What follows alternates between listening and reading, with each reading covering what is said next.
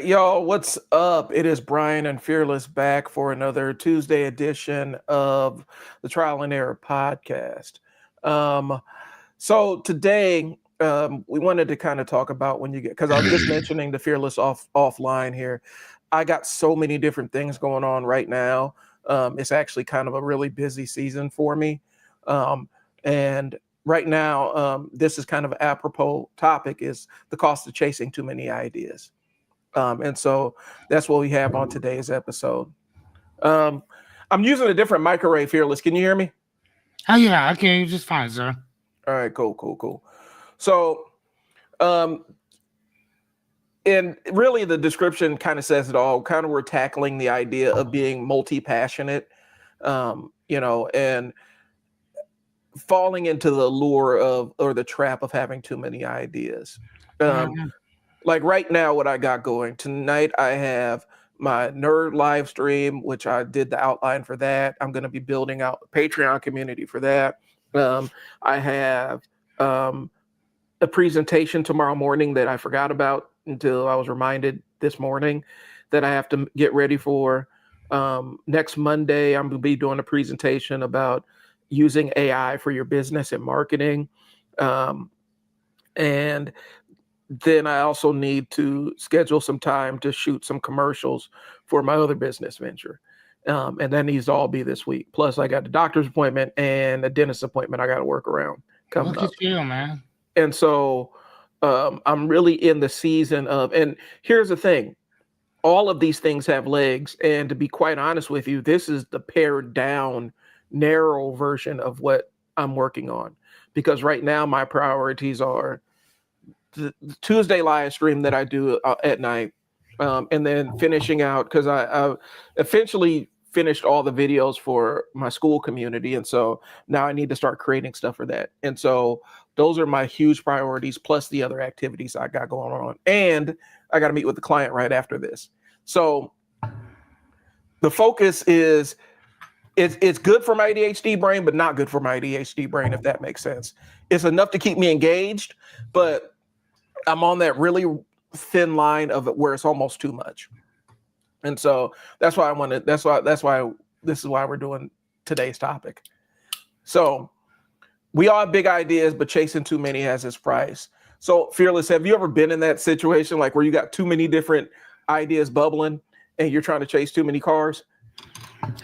Yeah. I mean, for the most part, it's usually just one, but um, I kind of just buckle down and just kind of plow through it or whatever. I've been talking about doing videos and stuff for like so long, and then Mhm. one day I just said, you know what, I'm gonna do 100 of them for 100 days, and now I could just go because I'm used to just doing it now.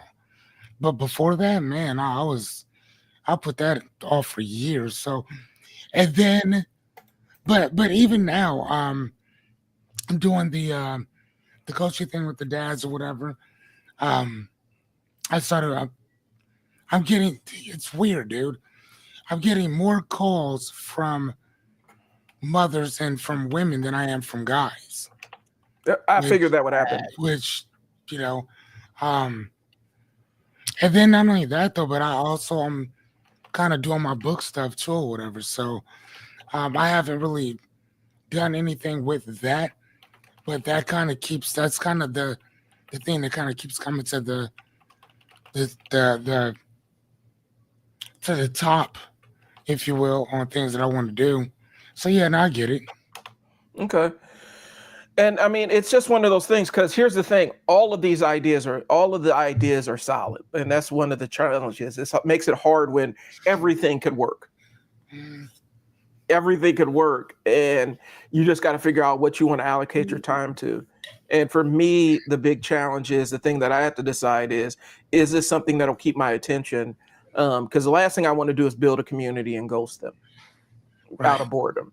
And so um, I've had to not do specific things and avoid specific things because really, at the end of the day, I'm trying to pivot my marketing agency into more of an information based company where I'm actually teaching people the frameworks of marketing and building businesses and whatnot, as opposed to doing as much. done for you stuff. And so this is all part of a multi-sequent, multi-month process that I'm going through right now. And so I'm kind of at the finish line, and I tell people all the time, life gets a lot of times the race gets harder when you're about to cross the finish line. Like Hmm.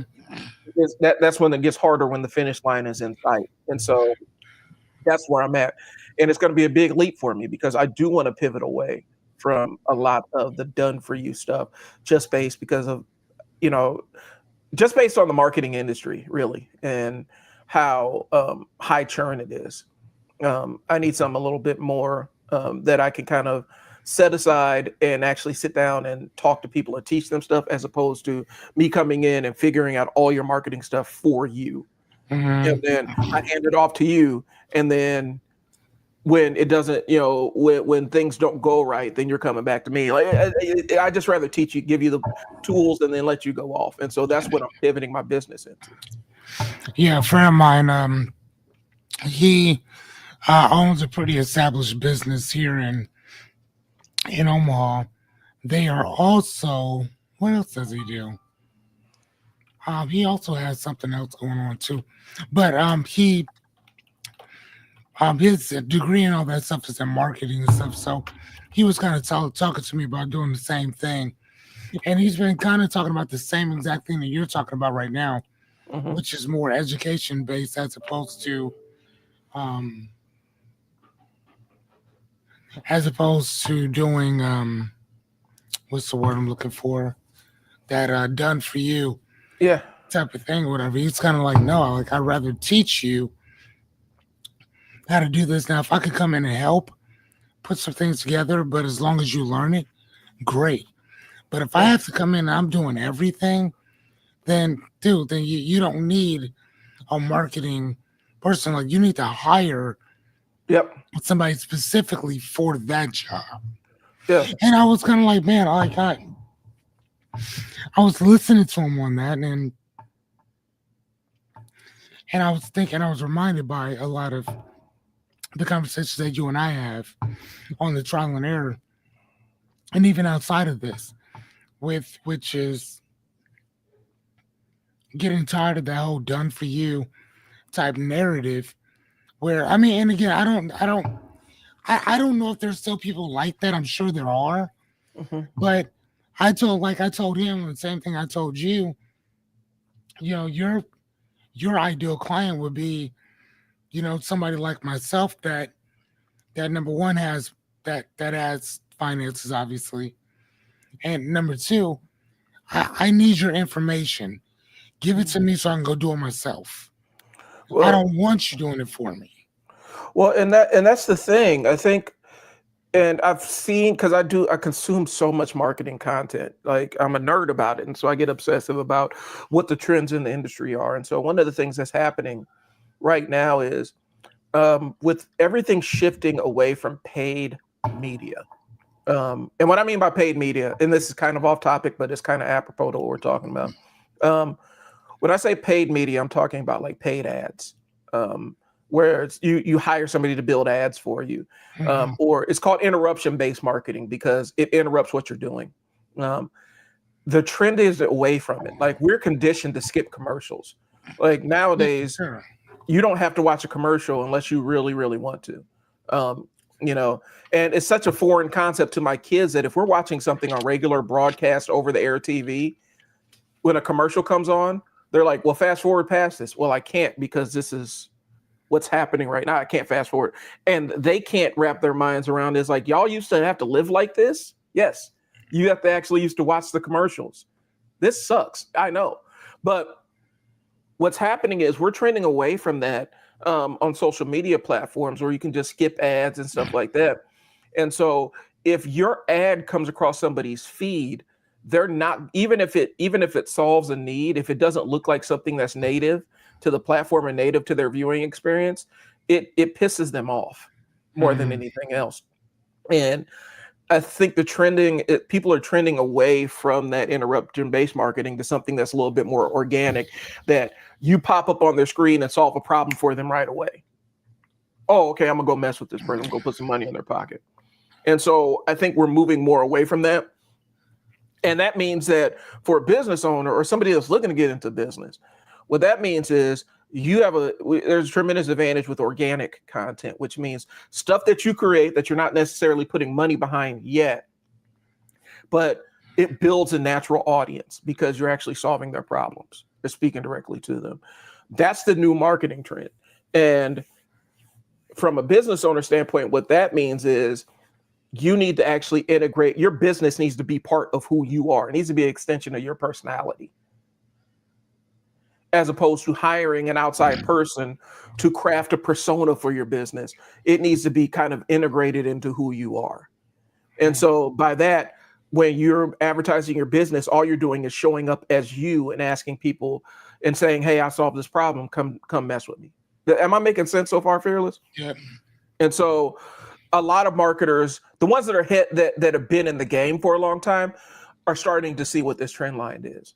The newer ones are still thinking that, oh, well, I'm going to jump in here and, you pay me, $2,000 a month retainer, and I run ads for you, and that's going to drive business to your business. Well, ads are getting more expensive by the day. Oh, Uh, just like groceries. yeah, and the organic traffic is actually what gets people to stick around. That If part. you build a community of like-minded people and you're in there solving problems and having authentic discussions, that does more than any ad that you can pay for. And so now the goal is creating organic content that really gets people's attention. And then when something blows up, then you put some money behind it. The example is, and we talked about it, I think, on this stream. You've seen the Ocean Spray ad with Yeah. Dogface, Yeah. with Dogface, or he's out on the longboard, on the beach drinking Ocean Spray. That's organic content. It wasn't an Ocean Spray ad until it was an Ocean Spray ad, if that makes sense. So it's just showing this guy out there vibing and drinking the drink. And that did more to sell Ocean Spray than any other Ocean Spray, like traditional Ocean Spray ad. Like, it did more to sell that juice than any other ad they've ever done. And it was just a dude out there vibing, drinking their product. That's organic. And that's where we're going. And so for a lot of marketers who've been in the game, these companies want these kind of outcomes, but they think that it's going to be from hiring somebody external to do it for them. And you don't get authenticity all the time with that. Because more times than not, I'm going to say, this is how you need to show up in front of the camera. Well, what do you mean? You can't just, no, you need to show up like this in front of the camera and talk to your audience. Why? You can't just do that for me? No, it's your business. You need to have your personality tied to it. So that's what we're seeing. And I think going back to what we're saying, for me, the traditional marketing path that I'd been doing, it overwhelms me because I see so many opportunities for people's businesses that I want to do everything. Fearless can attest to this. When I walked into the bookstore, I see so many opportunities for your business. You saw how my mind started firing off all these different things that we could possibly do. That's what happens. And so I overwhelm myself, and I know I overwhelm other people, because when I walk into your business, I see all the things that we can be doing to drive business, and I end up overwhelming myself with tasks. And that falls in line where you have too many different things in the air, too many plates in the air to be effective in any one thing. Bro, I was thinking about that. I think it was like today or yesterday. I think about it constantly. The stuff that we could have done with that place. Oh my God. Yeah. And the fun that we could have had with it. That's the part that I think that bothers me most, or whatever's that do, like just not even the money. Mhm. Put the money away. Who cares? That'll come. But just the camaraderie, the fun, the atmosphere that we could have brought, that we could have done with that to me is so sad. The potential. Well, That's the part that bothers me probably so much more about that situation than anything else. yeah. Is the potential that had to do some amazing stuff that has not been done before. Right. It And that's hasn't what been done. and that's what I'm saying. Like, Uh, because me and Jessica would be sitting there, and then you would come in, and me and her have this entire wall of ideas of different things, community outreach, uh, food trucks, all this other stuff that we were planning out to bring in foot traffic and really establish the community around the business. Because once we got that set up, then it would have been like on easy mode in terms of a marketing aspect because the community aspect of it was the business. And so, but yeah, you saw it when I came in there. When I walk into a business, that's the first thing my mind goes to is how many different ideas we can make to make this thing pop. And so, and that's part of that's a gift and a curse because I'm great at brainstorming, but I need help figuring out the one thing to move forward with. Or once I figure out that one thing to move forward with, um, my life becomes a lot easier, if that makes sense. And so I think that's kind of where we're at. And so when you have too many ideas, it can almost put you into this state of paralysis where you don't know necessarily where to go next, you know. And I'll be honest with you, sometimes I will use my chat GPT, lay out all my tasks and say, and these are what my priorities are. This is what I ultimately want to accomplish for the day. Please give me my first step. mm, And let the AI kind of give me a first step of things I need to do when I'm in that paralysis. But the thing is, brainstorming is fun, man. Like sitting down and kind of using your imagination and visualizing what things can be is great.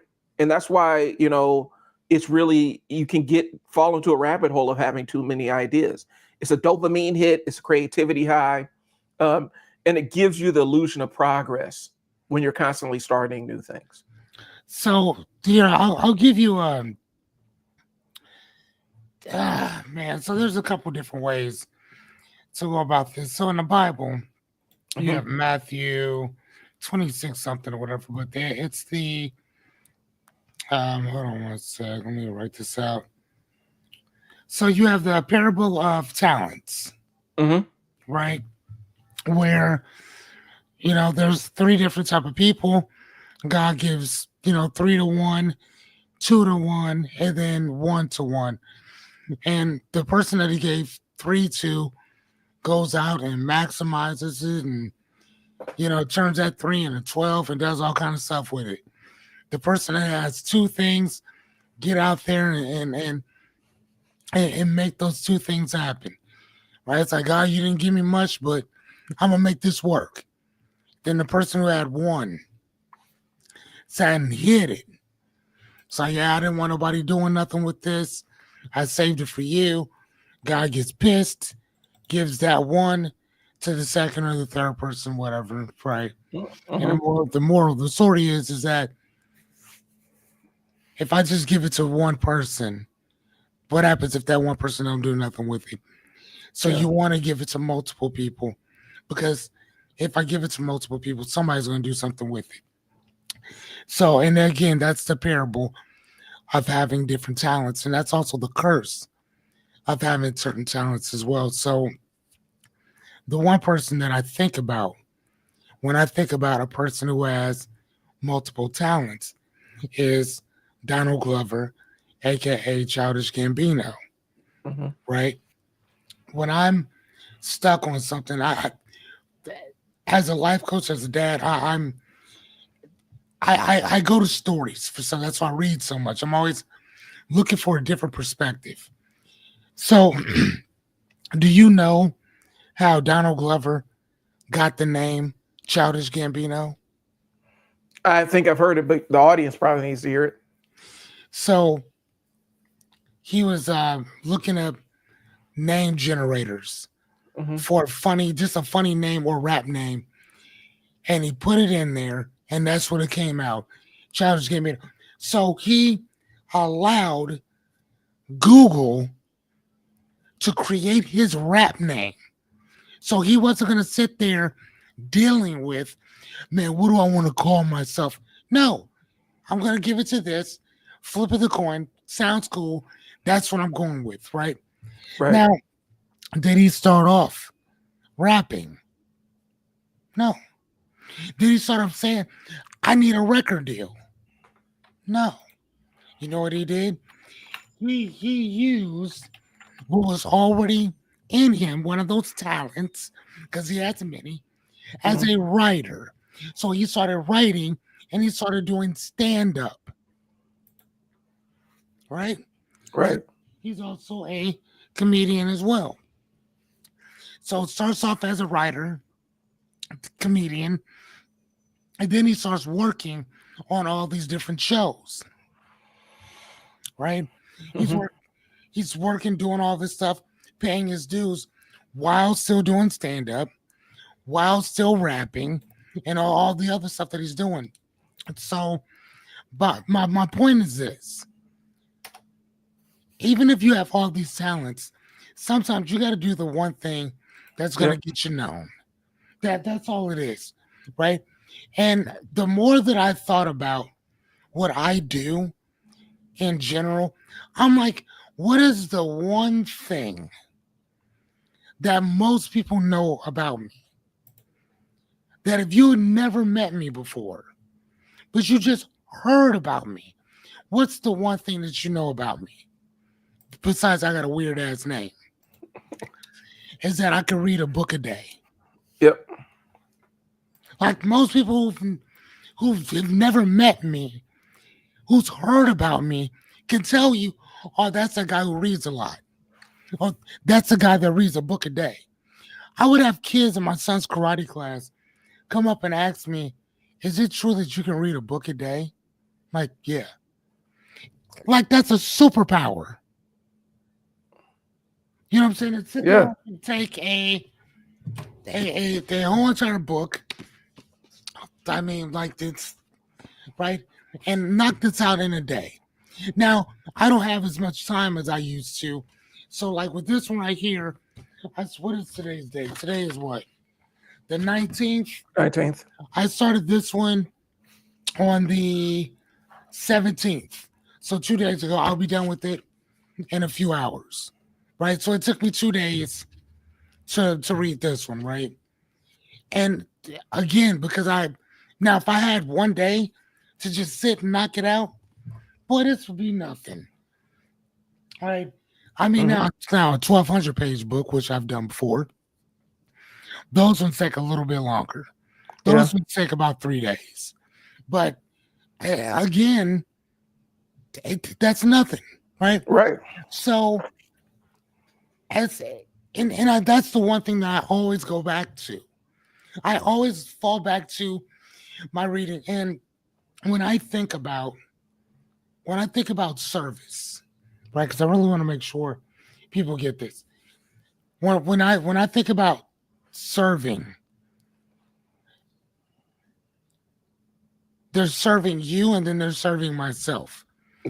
I serve you for the most part with coaching and this and the other philosophy, Mhm. principles, all that stuff, right? Perspective. I serve myself when I sit down and read. You know, that's that thing that just works for me. That that that that's the thing that brings me back to my balanced state or Mhm. whatever. You know what I mean? Like I've not talked to several people and since I basically quit doing my 100-day live because for 100 days I really didn't read a lot. Yeah. And a lot of that shit was just kind of building up in me, building up, building up, building up, building up. And so now it's kind of like I was talking to Jessica not too long ago, and not just her, but other people feel that I just kind of abandoned them. I'm like, no, that's not in my dad. I've just been reading. And for me, for them, they know that about me. But what they don't understand is that when I did that 100 days, all of my focus went to that. All of the stuff that I would ordinarily do got set aside, and I just made time for this. And that was it. That's cool on one hand, but on another, that shit sucked. and it took a lot out of me. Hmm. So as I sit down, and as I showed you before, what I'm at 22, 23 books now after I finished that, because I was so just that 100 days took it out of me, dude. Yeah. Ev- Every night from 8:30 to 10 o'clock, sometimes over every single night for 100 nights, a brand new, different topic every night. Show me a Yeah. life who's doing shit like that. And show me a speaker who can do something different every single night for 100 days straight. No days off. Not one. So that also get bit into my reading time. Yeah. Bro, I'm so serious about reading. I I had an office for like a year. It wasn't for like a year. I paid $600 for an office, just an office space, just so I can go somewhere and read and just so I can go somewhere and read in peace. Think about that. $600. How much is that per? What is that? What is that? It's 12. That's 6,200. And that's $6,200. $6,200 in a year just so I can read. I mean, so this is serious for me. Yeah. Coaching, coaching, and all that other shit comes like to me. It comes second to feeding my mind. You know what I mean? Yeah. So I think that for me, that's been the biggest. That's to me that has been the biggest um, thing that I've had to struggle with between doing coaching and doing the thing with books or whatever. And like now that I'm sitting and um looking at Instagram, looking at TikTok and all this, I'm seeing people out here making money Yeah. hand over fist just talking about books, talking about the ones that they like, the ones that they don't, this that, and the other, going into it. I'm like, damn, okay, I kind of like that. Yeah. Right. And as a life coach, again, I put all of these things into it. The book I'm reading right now. Matter of fact, are you reading anything? I got a couple. They're all it's boring marketing stuff. I'm And reading right. Go ahead. and I'm and I'm reading. I got an Easy Rollins book. I'm going through. Okay. Right now, I'm reading a classic. Can you see this? Yeah. Grapes of Wrath. John Steinbeck. The last book of his that I read was Of Mice and Men, which is a great story. And again, which is surprising, which is kind of funny because of what it is that I do, for a living, Hmm. for a job. Um, but this book, I was thinking like, man, I bet this is gonna be kind of stupid, but I'm gonna go through it. Man, this book has been good since the time I opened it. I'm on. I'm almost done with it, about 100 pages away from the finish line on it, and it's still just as good. And this Hmm. book is about the Great Depression and people living in like the 1930s Yeah. and and what they're going through, and some of the stuff that you would hear about in slavery and stuff that white people were doing to each other in the 1930s. People coming from the Dust Bowl from Texas. Did you know like the word when we say okie dokie? You know that's from Oklahoma's, right? Hmm. They they Californians, because that's where all the work was. Boy, them Californians, they hated people from Oklahoma. Hated them. Matter of fact, they hated everybody from everywhere. But Oklahomans directly or Hmm. whatever. And some of the stuff that I read in here was I'm gonna really do a thing on this because to me it shines a light on not race because they were all white, but class and what this individualistic society has done to us as a whole. When we talk about uh, the golden rule, treat others as you want to be treated, um, that's real different depending on who your neighbor is. Hmm. You know what I'm saying? And that also depends on what you have that your neighbor doesn't have that they want, right? So if you look at California, if you look at Oklahoma, it, when people were coming from Oklahoma, they were coming for a better life, right? There would be people that would have thousands of acres of land and who wouldn't share shit with nobody. They wouldn't even let them grow little stuff in like a little sub patch or whatever because they felt that if I give you a little bit, you're gonna try to take it all. And the Yeah. reason why they felt that way is because that's what they did to the Mexicans that were there before them. They came So in, they took their shit by force, kicked them out, or what are we doing now to people? When we kill, deporting. we to deport them. Yeah. What they were doing the same thing in the 1930s. So it does kind of tie back to race because they Yeah, did they did test out, and it kind of goes into something I've said, and it wasn't on this stream, but I've said it's a lot of other places where um, white nationalism, white supremacy is a death cult, and what I mean by that is, um, in order to hurt marginalized people, the certain group of people that make the decisions will absolutely sacrifice white poor white folks. They'll sacrifice poor white children or even middle class white children. They'll sacrifice them so that they can hurt these marginalized groups. And the reason why they get buy-in from the groups that they're hurting is because it gets sold to them as, well, we're just taking it out on them so they don't get this. But y'all ain't getting it either. But for some reason, they've convinced you that y'all don't deserve the thing that we're taking away from them. And so y'all all just going to suffer. And that's what I'm saying when I tell people that it's a death cult. And that's kind of what it is because they're using the template that they used on the Mexicans that was really their land.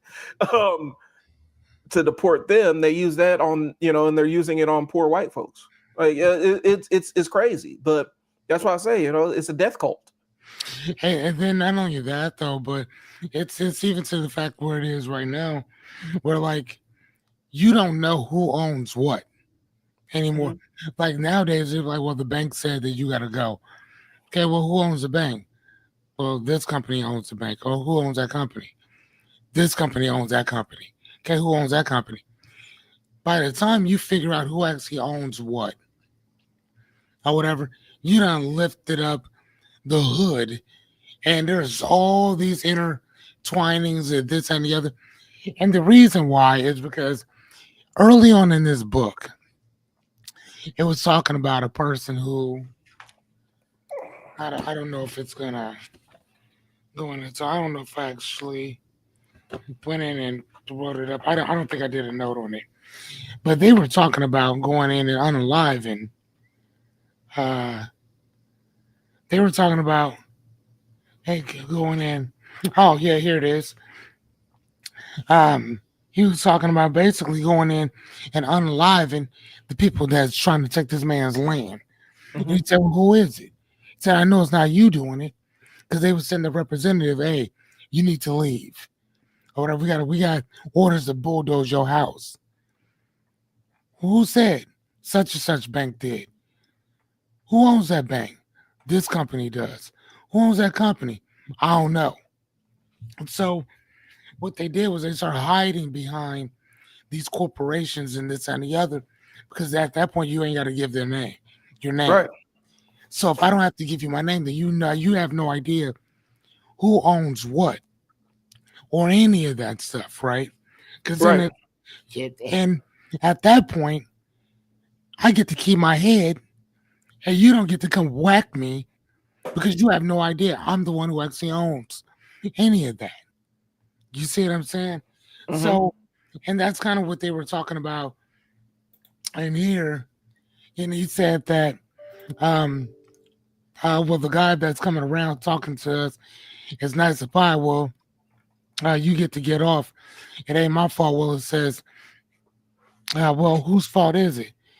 And he said, I'll go in and I'll go nuts on the fella. It's a Shawnee Land Cattle Company. I just got my orders. Who's a Shawnee Land Cattle Company? It ain't nobody. It's a company. So again, so he says, a lot of folks just got tired of looking for something stupid to be mad at, but it's not me. I'm not mad at it at all. I'm just saying, I'm not the one kicking you out of your home. They are. So as long as you can blame your problem on something or someone else, Mm-hmm. then I don't have the problem. You have the issue, right? So, and then like these people, what they would do is they would send all these slips out all over America saying, we need 800 people that want to work right here, right now. And we need you today. We need you tomorrow, blah, blah, blah. And so that all these people would uproot Texas, Kansas, Oklahoma, down south, especially like where the Dust Bowl. So they Right. would go up west, and they would stay there, get treated like shit because the whole West Coast is now flooded with everybody else in the United States, and they're all there to work. Well, what happens is that they sent this thing to thousands, right? So let's say they sent it to 5,000 people, but they only need 800. So 10,000 people would show up, and then let's say that they were going to pay you 75 cents an hour, right? Right. Now they can pay you 15 cents an hour, and you got to take it because if you don't want the job, the guy next to you has a whole family to feed, and he wants the job. Yeah. So he'll do it for damn near nothing just so he'll have something. So that's another way that they use to drive the price down, right? So if most of you guys are looking at a job, so let me most of the people that are looking for a job, they say most of these jobs are not paying much. No, the job is paying exactly what the job is worth. It's going to give you what they deem necessary to pay you. That's it. Now, here's the thing. If their turnover was high and they couldn't keep anybody, you know what would happen to that minimum wage? It would go up. Right. People start paying you a lot more because they can't find anybody to to actually um to actually fill the position.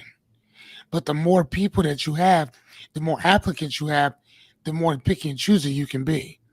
That's the reason why when I was just at Family Fair here in Bellevue, they start people off a little bit more than minimum wage, which is 13.50 in Nebraska right now, right? Mm-hmm. Crazy. I just bought some sausages that was 13.98. So so I'm like, I, I'm like, dude, you trying to tell me that 1 hour of work is worth this right here for y'all? And as I'm talking to the cashier lady, I asked her, I said, ma'am, can I ask you a personal question? And she said, yes. I said, first off, I'm a life coach, so I'm just naturally curious and into people's shit. But I said, how much would you need to make all your bills, I mean everything? How much would you need to make per month for everything to be for you just to feel great, for you to be fine? Do you know how much she told me? How much? She said 2,500. She said $2,500. She said I can get by with 2,000, but $2,500 would be suffice. That would be great. I looked at her, Brian, Mm-hmm.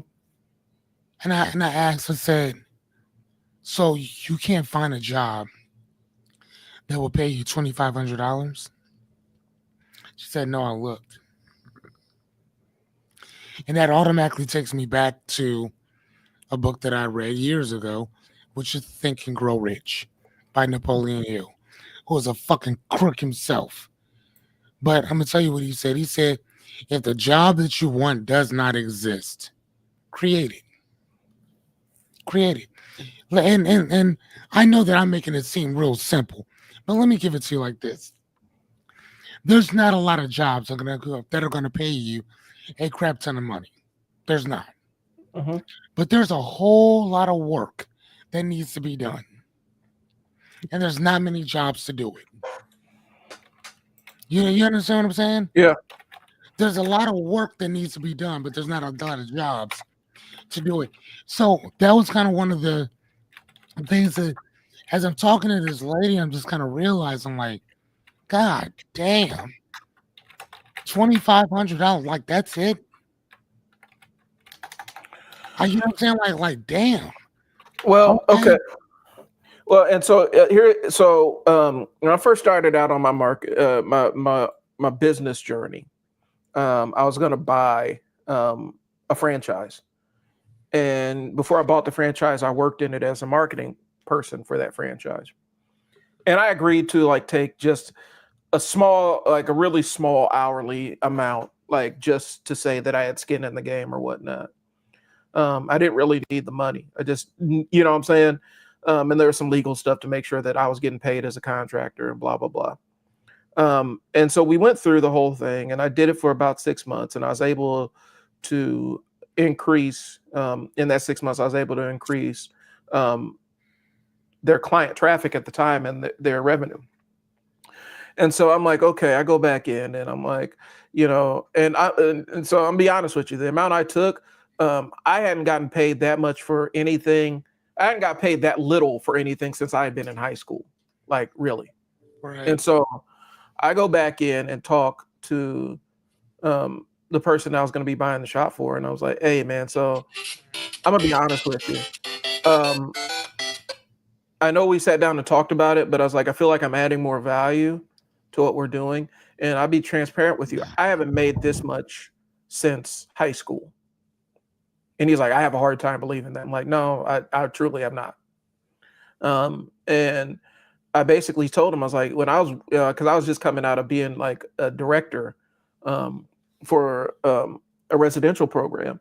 And I said, we paid, this is less than what we paid our staff coming in. You know what I'm saying? Like, this is nothing. And so basically I said, this is how much I want. This is how much I need. And he's like, well, I don't feel like it's worth that. And I said, okay, well then I'll see you. And I left. Not everybody's in that position to do that. Where if I don't feel like I'm getting my value, I'm a bounce. Mhm. Um, and so not everybody's in a position to do that. But to your point of what you're saying is, and this is something I've been kind of stressing with people recently, is if somebody hires you for a job, that means you have a bankable set of skills. You just need to figure out what vehicle you're going to use to maximize those skills and make money for yourself. Even in customer service, even facing a customer service job, you have opportunities to make money online that you never even thought of. You know, if you're client facing, one of the big things I've seen, one of the things I see that I'm going into some marketing stuff, but this is some free game for those that are listening. Um, if you have customer facing experience as a cashier, you have a fantastic opportunity on TikTok Live. One of the things that people are doing on TikTok Live is they're treating it like QVC, where they sit around and talk about products and showcase specific products. And then they leave an affiliate link. So people click on the affiliate link to buy the product. And then they get paid a commission off of everything that they sell. Mhm. And so people are just starting TikTok lives to talk about products that they use every single day. And they include their Amazon affiliate link. And so anytime somebody clicks on that link to buy the thing that they're hyping up, they get a slice of the pie. Plus Amazon's affiliates work where not only do they get a slice of that pie, but they get a slice of whatever else they buy in that shopping session. And so Mhm. that's how that I mean, and that's customer service. That's literally all you have to do is sit there and tell them what this product is and be able to answer questions about the product. Mhm. And that's I mean, and that's how people are utilizing TikTok live and the TikTok shop. So whenever no matter what you do, you have a bankable set of skills. If you come to me and say, "Oh, I only work fast food," okay, so you work front end or back end? Well, I work the back end. Okay, so that means you know how to meal prep, right? There are people that'll pay you to prep meals for them. There are people that'll pay you to do their private shopping for them and prep the meals and deliver Right. them to Right. their house. So, and it's not catering, it's you're just packaging the stuff that they can prepare, or you might be cooking the stuff and delivering it so that they can have, their lunch for the week or whatever. You know, so there are opportunities out there, but it depends on what you want to do with it. Because I'll be honest with you, a lot of people don't want to get off their job and go have to work another job. And Right. I don't fault anybody for that. Business ownership, entrepreneurship is not for everybody. No, and it's and here's the thing, it's not. Like Yeah. not whatsoever. And it disgusts me sometimes about the people that consistently sit and talk about that, like go start a business. Like motherfucker, it is not as easy. It's just here's the thing. On one hand it is, on one hand it is not. Or whatever. Like I just said, there's not many jobs. Well, I'm gonna be honest, it's just not. But there's a whole lot of work that needs to be done. A lot of work. And so like even with myself, my son does not like going to the barbershop and just sitting there. Hmm. Especially when he gets out of school. He don't want to go there and do all that. So I know an individual who will come to your house and cut your hair. I know So a couple of them. so Yeah. guess what? They're getting that money. I don't give a shit how much you charge. Perfect. As long as you're good, Hmm. cool. Come on through, I'll pay it. Boop. So you come through, cut my hair, and then you get to leave. I get to pay you, and I never have to leave my house. Yes. Yes. Yeah. Yes, let's do that. So so um um um so on Sundays, since the day that I pick my son up from his mom's, that's the day that he will start getting his hair cut. He's like, yeah, Dad, this works for me. I like this. We don't have to go anywhere. We can stay here. We can still do our laundry and all that other stuff, whatever that we can still get ready for the week. You know what I mean? And that is perfect. I love that. So why go to a barbershop and have to sit there for all that time? Whereas if somebody would have just come to your house, they'll get that same money, if not more, because now I got to pay you for your time and your Right. travel. I'm okay with that Right. because I'm damn near paying for it now. You know what I'm saying? So that goes to show you, again, not everybody, again, not there's not everybody can have a job, but there's still a lot of work to be done that people will gladly pay you for. Right Yeah. here, right now, nickel and dime that shit if you need to, but eventually them nickels and dimes, again, like I told, boy, some of the lessons I teach my son, I should be Mhm. telling y'all this shit. I'm just saying, like, boy, Well, and ah, it's not everybody has to. You don't like. I think the other side is you don't have to have a business to make money. Like it doesn't have to be a full blown business. You not can at still make money all. with it. You know, No, I mean, no, not at you can get all. you can get a comfortable little side hustle if you want to, or something that you do just in your spare time. Like, okay, so here's an example, and I was going to say this earlier. Right now, I'm building the online community for people to monetize their skills. I already put the link. If you guys are looking in the comments, you see the link, right? And so basically, I give you a framework to take yourself from your mundane, regular job and extract the skills from it and teach you how to build a business around it or build a side hustle around it. You know what I'm saying? And what I'm asking for is, like $9 a month to start out with, and that's about it for right now. But the thing that has more legs is me sitting around on Tuesdays rambling about comic books and pop culture. Like that audience is blowing up and getting more views faster than anything I've ever done. And there's a real thing in my brain, like it's a real hurdle in my brain where I'm like, so I can get paid for sitting around talking about because I love talking about marketing. I'm not bullshitting you. I love talking about business and marketing, Yep, but I could get paid for talking about pro wrestling and comic books, that part. and I have a hard time. I have a hard time reconciling that, and I'm like, no, you know what I'm gonna do? So today I'm building out the Patreon community. I'm putting up a Discord server. You know what I'm saying? I'm putting all my payment links in there, and I'm gonna see where this thing goes because it's a disconnect in my brain. Like I can get paid for talking about fun stuff because marketing is fun to me. I'll be honest with you, I enjoy this, but I can get paid talking about frivolous stuff or just creative stuff, and I can make a living out of that. And so my mind works in a different way, but it also comes from the fact that I've had to deal with the business ownership thing and the peaks and the absolute valleys that it puts you into. And so Hmm. I'm used to the boom or bust kind of thing, sometimes boom or bust. A lot of people aren't used to, when you have a job, you're used to that level of consistency where, every single week at this time, there's going to be money in your account every single week. Whereas a lot of times when you are a business owner, it takes a while to build out that flow. And Right. so, and a lot of people aren't really conditioned for that. A lot of people aren't conditioned for living well below their means. I live pretty well below my means. My car is beat up. You know what I'm saying? I don't have a brand new car. It Hmm. functions and it drives, but I don't have a brand new car. You know what I'm saying? There's stuff that I put off that's not necessary right now that I can do later on. And so there's a whole other set of skills that come along with that level of it. But I'm saying all that to say this. If you have a job, if you have a job, you have a bankable set of skills that people will pay for. And I think a lot of people don't necessarily grasp that or understand that piece of it. They don't understand that side of life. Um, and they think that a lot of this stuff is outside their means. It's really not. It's just figuring out how you're going to flip the skills that you currently have that somebody's paying you for. And that's the real. You know what I'm saying? Mobile barbering, mobile mechanic. That's a license to print money. But you got to have the right mindset if you have that set of skills to actually figure out, okay, so I'm a mobile mechanic. How do I find the people that will pay for mobile mechanic services? And how do I deliver those services so that they keep coming back to me? And so Right.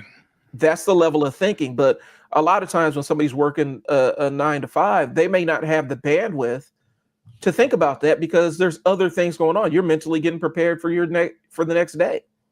And so you may not want to come and work on something else, you Right. know?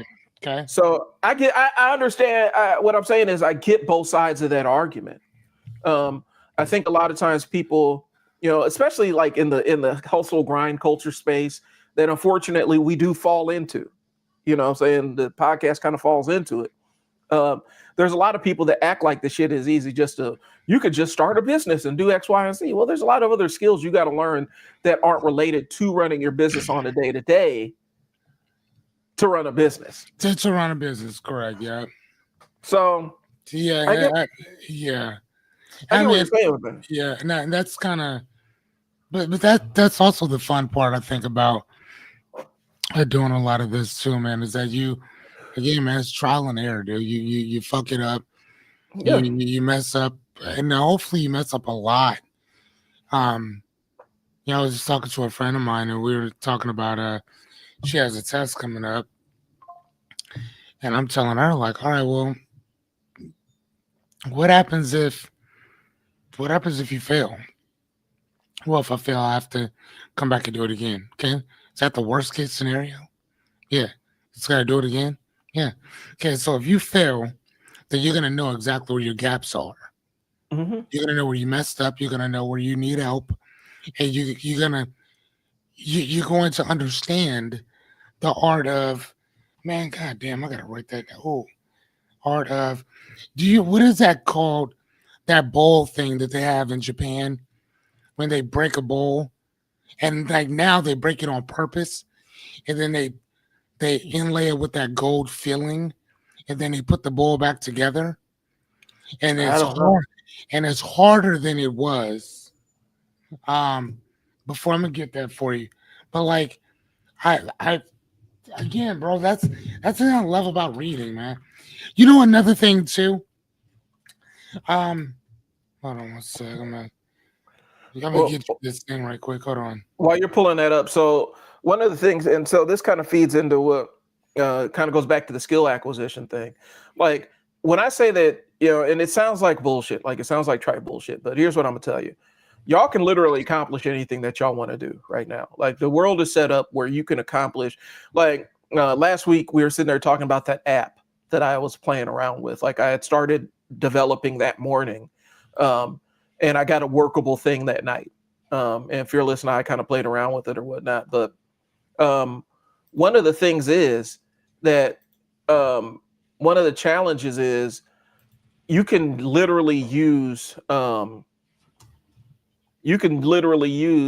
AI to build an app. Like you don't need a special set of skills to do that anymore.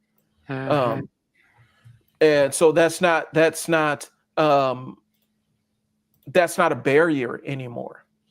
But a lot of people don't know that that thing exists, and they Right. don't know that they're going to have to, even if you let the app develop the even if you let the AI to completely develop the app, you may need to learn a couple of lines of code, which is simple as googling something and copying and pasting nowadays. And so um the higher level development stuff, yeah, you're going to have to hire a developer for, but you can develop basic apps for people, and it's not hard. um, I did it in a day. Matter of fact, I got two right now that I'm developing right now for my own personal use that I probably could sell. And so the ability to generate these kind of outcomes is out there. You just got to be willing to take the leap, and you got to be willing to put the time in. You're gonna have to be willing to carve out, if you want to. You're gonna have to be willing to carve out. Okay, so I'm off on Saturday. I'm gonna do this on Saturday morning. Like though that's the balance though. So there's no, if you want to build apps, you can absolutely do it now. That's just a simple thing that exists. If you want to build websites, you can do it now. There's no barrier stopping you from doing the thing nowadays. And I think a lot of times we imagine these things to be barriers, this knowledge gap to be barriers, when it's really not a barrier. You know what I'm saying? So I'm saying that to say this: you don't have to do any, like you don't have to be um, an entrepreneur. But now, if you want to get into the game, there's really no barriers keeping you from it if you want to dedicate the time to it. I hope that makes sense.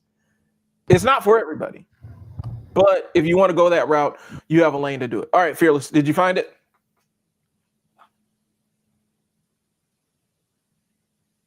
All right, can you hear me now? Yeah, I can hear you.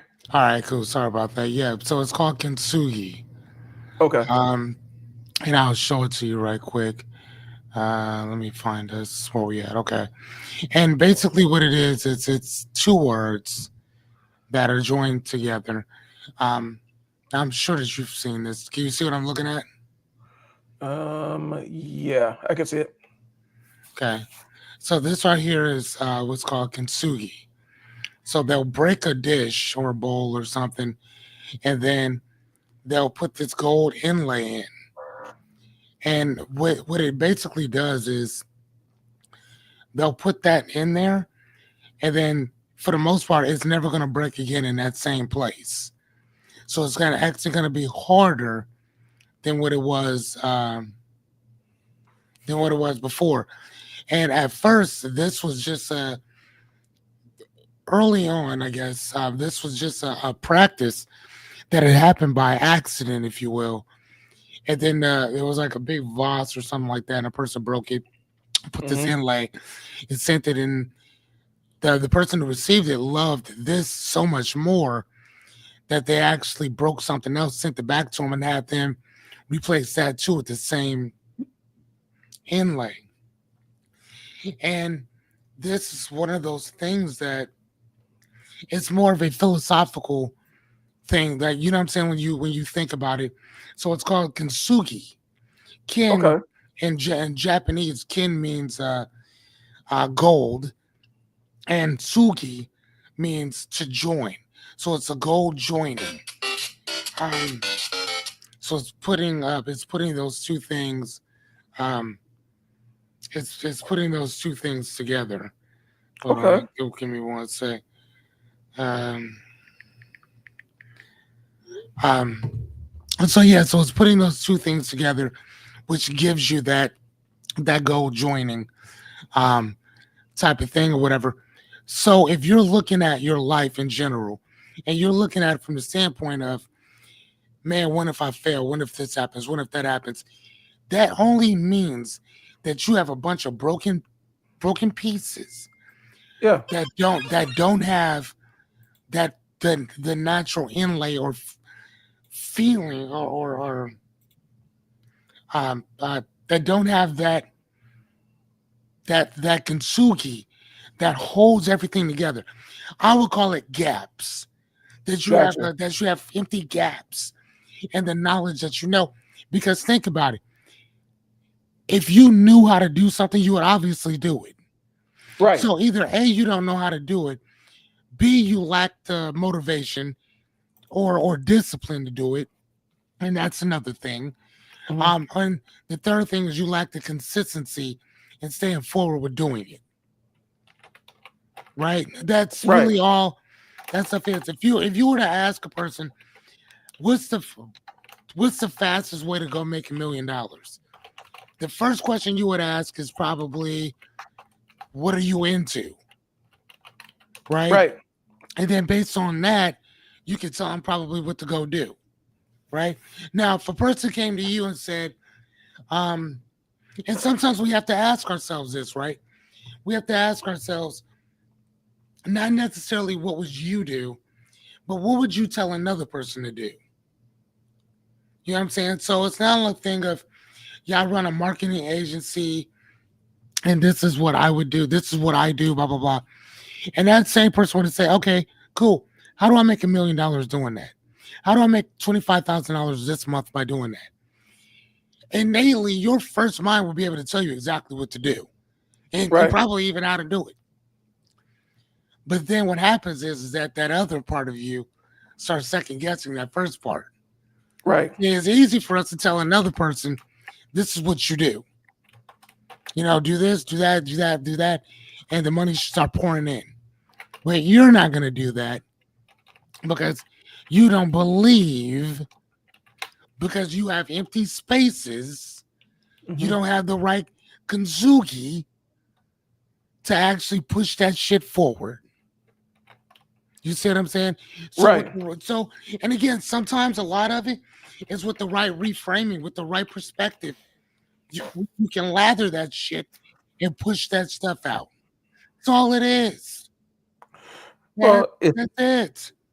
and it's it is operating off of frameworks because the kasugi really it augments the framework of that pot, right? Like it gives it a That's it. strong it gives it a stronger basis to endure whatever hits come its way. Right, And but here's the so, thing. But even but because it's already hit, uh-huh. it's already been damaged. Right. Perfect. Rub that shit on. So the next time it breaks again, it's not gonna break in the same spot. It's gonna break somewhere a little different. Right. Maybe break along that line. Cool, that's what's up. But it will never break the same way again because that bond is there. That bond ain't going nowhere.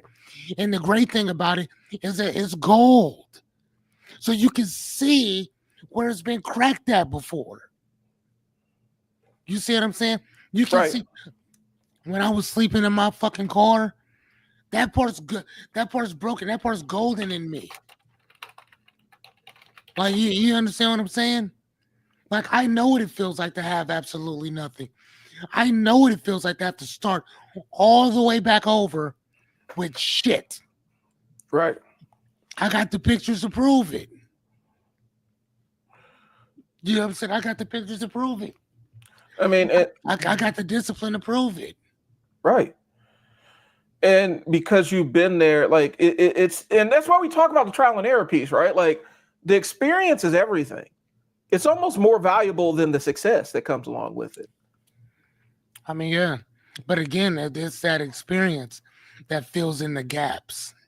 Right. And so you mentioned $1 million, right? And I was kind of sitting there looking at it, and I was kind of reminded of something. I think it was Brian Moran. He has a website and a couple of books or whatnot. He actually ran down numbers of what it takes to, because that's what he's done. He's built $1 million companies. I think he came out in the protein bar place. Like that's what he started with. But he actually ran numbers down. He said the $1 million breakdown is build a brand around 4 core products at 25 sales a day per product, average a $30 a day price point, and then you have $1 million brand. Cool. And that's, I mean, literally he's distilled it down, and that's the framework that he's used to do multiple companies. 4 core products, 25 sales per day per product, or 1 core product, 100 sales per day per product at a $30 price point, average, that's $1 million brand. Now, does it mean you take home $1 million? No. Once you get into business, you're going to understand that revenue doesn't mean that. Not that at all. No, not whatsoever. No. But that means you got to re-up to buy whatever $1 million worth of whatever your product is. But that also means that you should be able to have enough of a margin in there that you have a decent little living for yourself off of that. I do have to say this. All right, Fearless, I got to put this out there, because that's sending me on another tangent. Good. When you see these people online sitting there talking about, I have $1 million in sales, or I have $1 billion in sales, or whatever, that doesn't mean anything. I mean, it's very impressive to have $1 million in sales. I'm not going to bullshit anybody, but when you say you have $1 million in sales, that doesn't mean you took $1 million home. That means you have $1 million in sales. You still have to buy new product. You have to have that product created or manufactured, or whatever your process is. You still got to pay your taxes. You got to pay your employees. If you got staff, you got to pay all your overhead. And then you got to figure out what your profit margin is. And so there are people that have $1 billion or $1 million products or $1 million companies, but they're taking home an average regular person salary, you know what I'm saying? 50, 60, 100, $50, $60,000 a year. Right. So that's what business looks like. And a lot of times people have this misconception that when you're a business owner, oh, well, I get to live life by my own terms and I wake up when I want to and stuff like that. Oh yeah, you can do that. You can absolutely live like that. But sometimes your outcomes are going to match what your effort is. And I've worked longer hours running my own business than I ever did working for somebody else. So yeah, that's for sure. That's the balancing. But yeah. No, and I get that. And frameworks, I totally get it. And tying back to what you were saying, frameworks mean everything. As long as you have a framework of how something gets done. So a framework to me is more useful than step-by-step guidance, right? Right. Because if I have a framework, then I have a general idea on how to get this thing accomplished, and I can account for all the different variables that might go sideways with it. Mm-hmm. If I have step-by-step instructions, if one thing about those instructions is off, everything's screwed up. I learned that. Yeah, for sure. I learned that trying to put together a grill, where one of the literally there was a typo on the set of instructions, and there was a whole step that was left out, and it left me in chaos because I could not figure out how to put that damn thing together. Okay. But if I had a general framework of, okay, so this is what this thing is supposed to generally look like, and this is what this door here, and this is what this bolt does. You give me a framework, I can kind of figure it out. But frameworks are much more useful to me, than step-by-step plans. So with the Kasugi thing, when they take in a new bowl, they have a framework of what they're going to do with the bowl, because every bowl is going to have different pieces broken in different ways. Correct.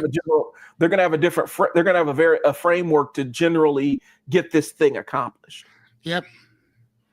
As opposed to you're right. Yeah. As opposed to detailed step instructions. And so we're saying that to say this: learn the frameworks of how things work. Observe how stuff works. Learn the frameworks of your job. If you're in your job and you're like, I got to get out of here, I want to start my own business.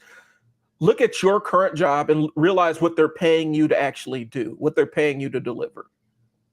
And say, okay, so how could I use this thing outside of here? If I was doing this for myself, what would that look like? What skills do I have to deploy to get this thing accomplished? because you don't, more times than not, you don't have a job unless that job is making somebody money on some level, right? At a grocery store, a cashier, they are the gap between um, the customer walking out the store without paying and the person that actually records and logs everything. So the cashier's job is to log and collect the money, but they also have a very important job with the inventory piece of it because the register is attached to the inventory. So they know how much to reorder and things like that. Okay. So what is your role as the cashier? Well, it's customer service, being able to keep to navigate, difficult conversations with a customer that wants a discount on something. You know, you know, there's a specific set of skills that you have on a daily basis that you hone by doing that job. So how so the company's paying you to do that because it makes money for them. How can you do that for yourself? I know it's confusing.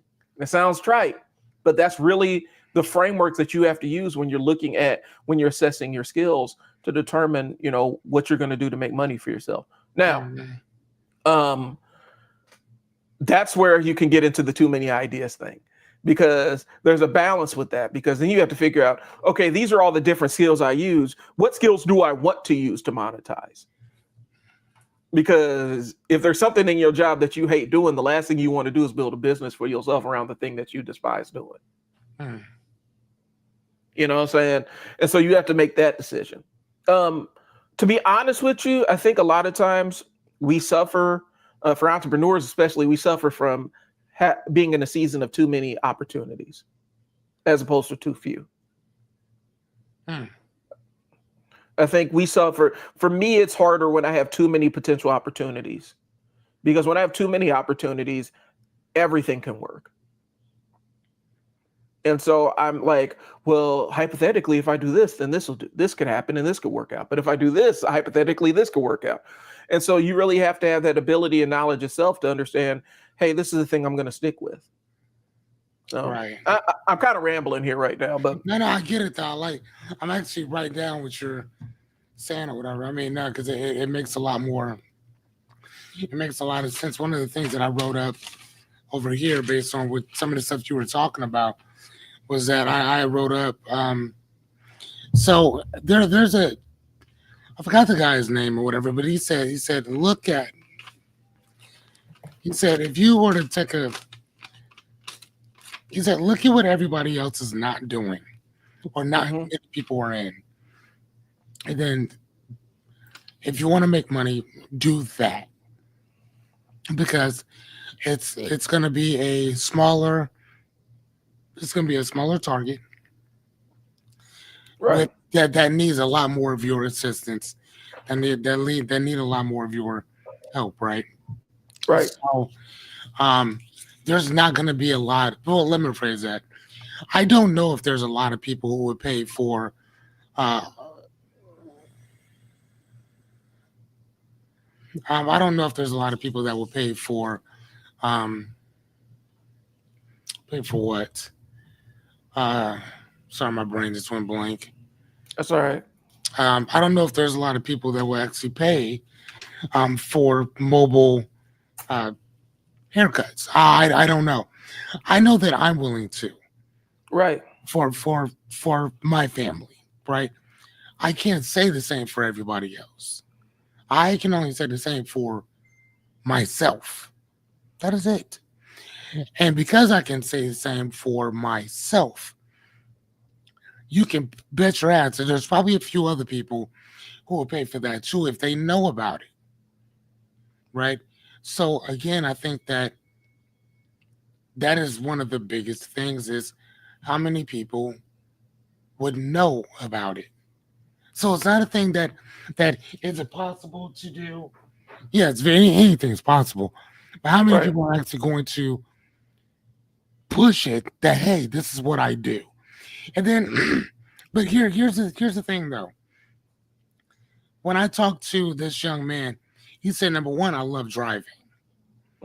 So if you like to drive, and you like to cut hair, those two things are going to be right up your alley. But if you like to cut hair, but you don't like driving, That's probably not Yeah. gonna work for you. You see what I'm saying?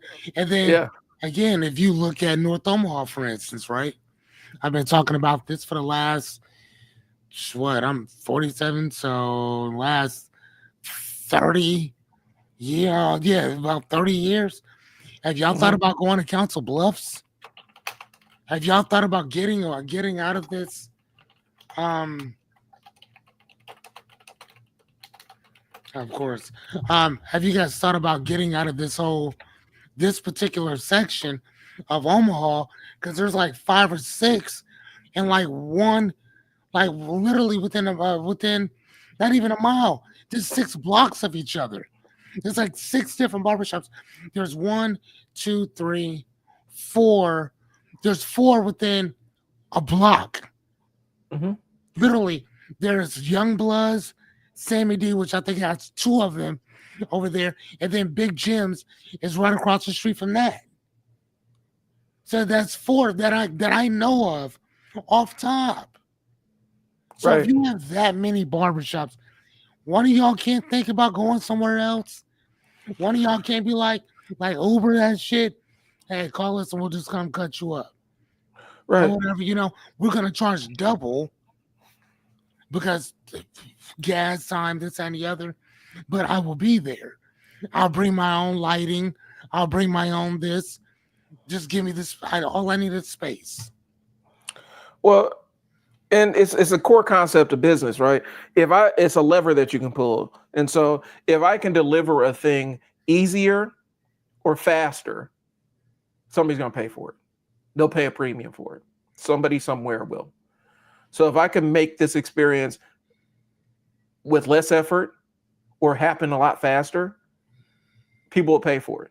And there's nothing faster than the person coming to your house. There's nothing Nothing. easier than the person coming to your house. And so, I mean, I'm that's I'm that. I'm gonna pay for it every time. Every time. That's why pizza Every time. delivery. I mean, they built an entire industry around the concept of delivering food to people's houses, starting with pizza and Chinese. And so, you know, I want to eat the food from this place. I do not want to leave my house to go get it. Okay, well, here's an app, and yes, we're going to pay almost 40% more, but at least you don't have to leave. Yeah. You know, I ended up making that fateful decision this Saturday, where I'm like, okay, I have an idea of what I want to eat, but that means I have to actually get in my car and drive to this restaurant and go through this whole ordeal, or I can just call Domino's and just bring it to my house. And that's what I ended up doing. Um, I wasn't necessarily over the moon about doing it, but it was the fastest way to get food to the house. And so I think a lot of times we overcomplicate things. If you're able to create an outcome faster than what somebody would normally get through their own efforts, they're going to pay you money for it. Right. If you're able to deliver it with less pain to them, they're going to pay you money for it. And that's just that. That's the most basic, simple thing. And I think a lot of times when people get into business, they think that they have to have, well, I have to have a building to do this. I have to have all the Right. stuff Right. around Right. me. I got to have a building. I got to have a logo. I got to have a website. No, you just need an idea and a way to deliver an outcome faster than the person could have got on their own, and then a way to reach that person. That's it. We build in That's excuses, literally it. but it's not even just business, man. How many different things do we build excuses for ourselves? Like, I want this outcome, but I need to do this, and I need to do this, and I need to do this, and I need to do this. Well, no, all you need to do is just get started. The other stuff Right. will come. Matter of fact, You dude, don't need to. isn't that what you did to me? You was just Yeah, like, bro, what are you talking about, dude? Just start it. I'm like, yeah. man, I need to do this here, then I need to do that over there, then I need this over. You're like, no, just go start it. How many times did you say that to me? Yeah, Bro, just go start it. yeah. Like, why we're fearless, what are we talking about? Just go start it. I'm like, all right, what would you say? Matter of fact, it wasn't even go start it. Just hit the record button. That Mhm. was just get the real simple, just hit the record button. And then once we got used to doing that, it just became hit the record button. That's Yeah. that's it. I mean, some of the things that I've seen, man. Listen, I've seen videos. God damn, I've seen videos where the quality is so shitty. Hmm. Half a million, Yeah. half a million people, and Shit. that's within a very short period of time. So yeah, if you got a good camera, then use it. If you don't, then you don't. As long as people can hear what you're saying, well, that's really all that matters. Well, I look at mean, okay. go ahead. Look at Kai Cenat, bro. If you ever watched any of Kai Cenat stuff, I frequent every so often. it's literally when you the majority of his stuff is the camera is sitting up here above his head, and it has the whole room behind him, and he's just talking. And then weird shit is happening around him and stuff like that. But really, it is that one camera angle. There's nothing fancy about his setup at all. You don't have to have the Mr. Beast budget where you got multiple camera crews and all these angles and all this other stuff. His content is very straightforward. A lot of these streamers that are, and I had to explain to somebody, I saw somebody on Twitter talking about this, where they're like, these streamers is broke. They ain't making money like no rappers. And everybody's like, no, the rappers are broke, actually. The rappers are the ones that are broke. These streamers are making millions of dollars a month. Easy. Mm-hmm. Millions of dollars a month. Easy. Most of these streamers have a very minimal setup. They're sitting in their bedroom. They started out in their bedroom, so that's what the audience is used to. So they're sitting in their bedroom with a webcam or some kind of camera connected to their computer, and they're just talking to it and they may have a game going. They may be playing a game or something. Yeah. A lot of times they're not even playing a game. It's the most minimum setup ever. You don't need all this fancy stuff. And I think it might even be a generational thing. Yeah. It might be. It I mean, could be a you talking generation. about with their generation and ours? Yeah, where they don't. Yeah, because where- they said that's what I love about them. They simplify shit. yeah, We don't. the aesthetics. We're too wrapped up in aesthetics and how things look. Right. I'm gonna see if I can find Kai Cenat's setup. I've seen it. I know what it is. That big ass basement that he got. And Yeah. you can see people walk in. The camera's like right around here. I mean, it's really all it is. As a matter of fact, I don't think I've ever seen him look in the camera. So I mean, am I accurate on that? I don't Yeah. think I've ever seen him look like talk into like the camera. Like my camera's sitting right here. yeah, Right? But guys, and that's his is like up there. yeah. And I even look at his setup now. He has an $800 camera, which is cheap for a mirrorless camera. Like he has the newer version of. Can you guys see this one that I'm holding up? Can you see it? Kinda, yeah. He has the newer version of this, which is he has a Sony 6400, which is like an 8-year-old camera. That's a setup. You can get one of those cheap comparatively, or you can just get a webcam for like $70 or $80. So and why not do a Osmo like we do? Because it's probably what he's comfortable with. Yeah, just like I'm comfortable with Osmo. I love love Osmo. A mirrorless camera, but yeah. A mirrorless camera. The Osmo sensor is the new Osmo has a 1-inch sensor, the one we're using, and so the sensor is a little bit better than it has been in the past. But it's not going to beat like what a mirrorless like. It can compete with a mirrorless camera now, but for him, it's probably been always part of his setup. It's probably part of the setup that he set up from the beginning, where he had a camera to a video card. But what I'm saying is, you don't need, because the MKBHD, his setup, now that's where you're getting into the $100,000 camera range, and those cameras he'll use for like car videos and stuff like that, like where he's working with the Reds and RE Alexas and shit like that. Those cameras are $100,000. Those are like actual movie cinema cameras. But you can still buy, like, and I'm about to camera nerd out on y'all, but you can buy a cinema camera for $1,200. That's cheap for camera gear. I mean, the Osmo is on the cheaper end, but it's also it's kind of in a lane of its own. Because you can get one of these for like $900 now, right? Okay. But for a cinema camera, when I say cinema camera, I'm talking about a camera that is enough to have on a movie or television production set. It has a Yeah. very unique set of components, and you can real cinema camera. You can adjust the shutter angle and stuff like that to give yourself different looks and everything. But you could get into a low end cinema camera for $800 to $1,200. Mm-hmm. That's not expensive. And people think that you have to have the big bells and whistles kind of cameras to get started in this. Your top streamers aren't utilizing this stuff. Now, Mr. Beast will, because he has an entire production crew and they actually have production level stuff. But for Okay. your average person looking to get online and start recording themselves, you could get started with a webcam for a couple $100, sometimes even less than $100. For y'all that are watching, that have been watching for a long time, like up until this week, this is what this is what I was using. It's a webcam. I'm using my Osmo today, but that webcam cost me $70.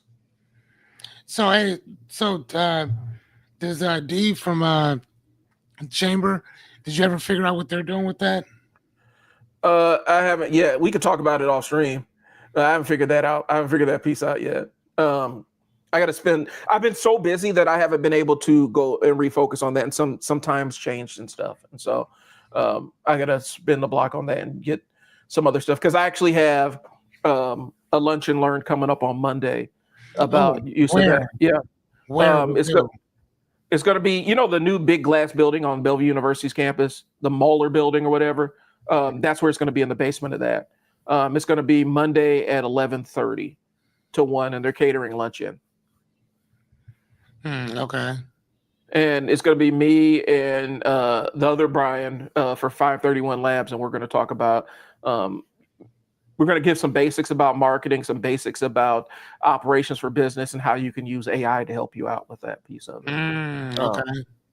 Because I'm not. I mean, me and him have both been. He's a lot further along in the game than I am. He has a nice. He's setting up a pretty decent business for himself, building customized apps that integrate AI to do some, basic operation stuff for businesses. Right now, I haven't developed past the point of apps. I haven't developed past creating apps for my own personal use, but he actually has an app that he's selling, and it works really well. And it utilizes AI, and so he basically is building custom AIs for businesses. Okay. So, but yeah, we're actually doing a lunch and learn about it. Now I'm gonna teach people how I use it to market and other businesses, and he's going to talk about from the operation side of it. But we're also going to dispel a lot of myths about what AI is and what it isn't. And this is lunch and learn. Yeah. And when are you guys doing this? Because I will be there. It's going to be Monday, 11:30 to 1. Damn, I can't be there. But it's also going to be a series, because this is going to be the first of a couple. Like we're planning out a series of these things. So it's Monday the 25th. Yep. So don't worry if you can't make it. We're going to be doing a series of these, and me and him between us. We're probably going to have a camera set up so we can record the thing. Okay. So that we can, because we're going to show, like, I'm bringing my Osmo to show kind of what AI can actually do to be your cameraman. You see what I'm saying? Where it tracks you around and stuff. So we got a couple of different things planned out with it. But it's really going to be talking to people that are in business and teaching them, hey, AI can do more than just answer questions for you. It can actually do stuff independently on its own. Okay. Perfect. So, well, I mean, I would like to see that too, man. So, personally. All right, cool. So I'm gonna pull. Like I said, I think a lot of people like our generation is too wrapped up in aesthetics, man. Like, no, I think that we are. I think that we are, dude. Let me show you this real quick, Fearless, so that you can kind of see what I'm looking at here. So visit, or I need to blow this image up. I need a bigger version. There we go. All right, so I'm gonna share my screen with you.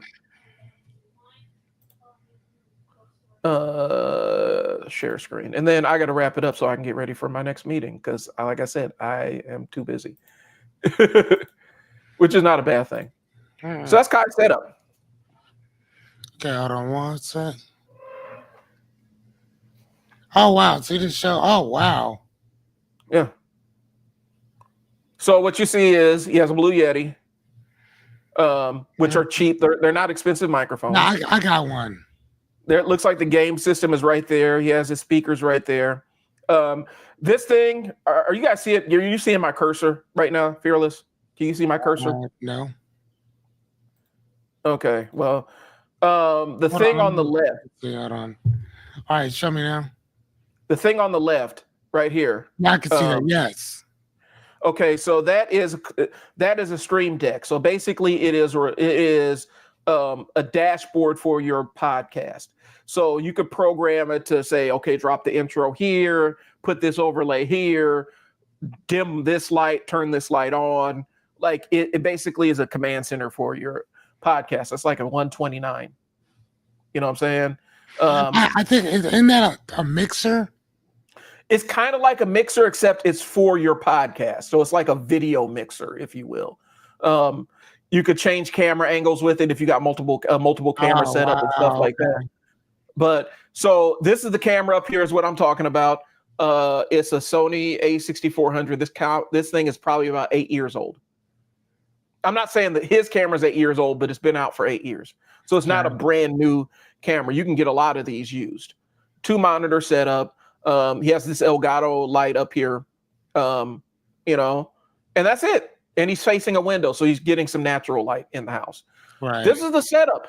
And this man, he's the biggest streamer on the planet right now. And it's the most basic setup you're going to find. It's a pretty basic setup. He doesn't have to show up in this amazing over-the-top way and blow everybody away with this video production. All he's got to do is just flip the camera on and show up and be himself. Show up, yeah, that part. And I think a lot of people get too hung up. And maybe it goes back to our topic because I veered off that topic a long time ago. I'm trying to tie everything back to it. Right. But sometimes when you have so many ideas, you just need to pick one and get clear on it, like Fearless said. And sometimes, like it's just as simple as buying a webcam and pressing record. Sometimes it's buying a tripod for your phone and pressing record and sitting in front of a window. You don't need the bells and whistles a lot of times. You just need momentum, and momentum feeds off of itself. Momentum feeds off of itself. Just taking action and moving forward instead of sitting in this place of not doing anything. That's what I'm saying. I mean, you see my name, Brian is Unstuck, the Unstuck Sessions. That's what this whole thing is about, is getting people off the bench and getting them rolling if that's what they want to do. Like I said, I harbor no illusions. Entrepreneurship, side hustles aren't for everybody, and that's fine. No, but if you want that, but if that's the life you want for yourself, we have there's frameworks that we can use to make that happen. So, all right, Fearless. What do you got coming up, man? I'm gonna finish my book. Sounds like a plan. So we're gonna start there first, and then I'll probably get up with you because I need to start pushing some stuff out or whatever. But I think that we're gonna have some fun though, man. I want to get up with you to talk about, because you got the stuff built out for the dad coaching. I'm interested because I think there's a specific lane, and this is something I did think about a long time ago. I don't know if you remember me mentioning it, but there's plenty of book review people that have built entire communities around book reviews, and we've talked about the book review stuff. Yeah, for sure. And so if that's a lane that you want to actually go into, we could sit down and talk about what that would look like too, because that's more of a Patreon, YouTube kind of thing. That you can you know what? I think I do want to do that. I don't think I do. I know that I do because, dude, like I got 1, 2, 3, 4, 5, 6, 7, 8, 9, 10, 11, 12, 13, 14, 15, 16, 17, 18, 19, 20, 21, 22. Bro, I've read 22 books. Wow. 22. since I stopped doing the thingamajig like a month or so ago. Yeah. Yeah, actually a little over a month ago now. Because I think our last day was June 28th. So this is what month is this? August. Yeah, so August. So and it's 19. So within a month and a half, I read 22 books. And that was it would have actually been like dinner a book a day, but because I have a life and I got stuff going on, I couldn't. But bro, yeah, we got to do that. Yeah, Like because and it might. I do want to get back into that I do want to get on here a lot more often Mhm. than I did before because I loved it. It was fun, especially talking about books because I could just go with that. Well, and it might be the impetus. Seeing you do it might be the impetus because me and my wife have been talking about because there's books that we read together. Me and her will sit down and talk about what we like and what we don't like about it. And it's like we could put a camera around this and actually have a conversation online Yeah, that about this. part, man. That part. So, but that might be the impetus that we need. So we're gonna go ahead and wrap this thing up. I do appreciate y'all tuning in because I got to get ready for my meeting, and I'll talk to you real quick, Fearless, before I jump into that. So, what I have is the unstuck, my unstuck school, unstuck sessions. It's the entrepreneur's toolkit. And so basically, it has a lot of things that you need to get started as a business owner. There's going to be a module I'm building out that's going to be specifically for marketing, but it's going to be after you get your idea fleshed out. So if you're coming in and you have a 9 to 5, basically, my goal is to take you from being a 9 to 5 worker to start thinking like a business owner, figure out what skills you can put that you can monetize, and then figuring out how we create your first offer. And so that's all within the community. Um, that entire section is done. The Idea Lab is done. I have it fully ready to go. It's launched and Yeah. it's out there. And so if you're in that boat and you want to get rolling and get your life rolling like that, and you want to kind of test out the waters, I've developed a framework to help you navigate through that. All you gotta do is join the community, and we'll walk you through there. So that's what I've been working on. I do have my Tuesday night comic book live stream that I'm going to be turning into something here sooner rather than later. So stay tuned for that. I do appreciate y'all's time. Thanks for tuning in. We'll catch y'all later. It's Brian and Fearless. Yeah, that part. Peace.